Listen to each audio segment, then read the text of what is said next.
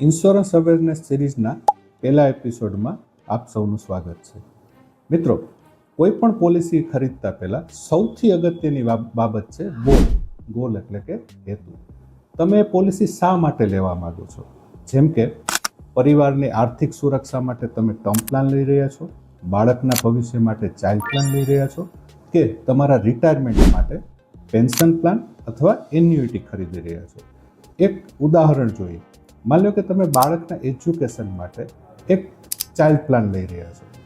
હવે તમારે પૈસાની જરૂર પડશે 18 થી 24 વર્ષની વચ્ચે.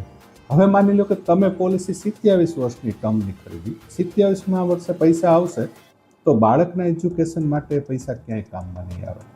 તો જ્યારે પણ તમે કોઈ પણ પોલિસી ખરીદો છો ત્યારે તમારો ગોલ, હેતુ ચોક્કસ હોવો જોઈએ કે ક્યારે પૈસાની જરૂર પડશે અને કેટલા પૈસાની જરૂર પડશે. મિત્રો, આવી જ રીતના આવતા વખતે આપણે બીજા એપિસોડમાં જોશું કે પોલિસી ખરીદતા પહેલાં તમારે કઈ બાબતો ખાસ ચકાસવી જોઈએ. તો આવતા શનિવારે મળીએ. Thank you.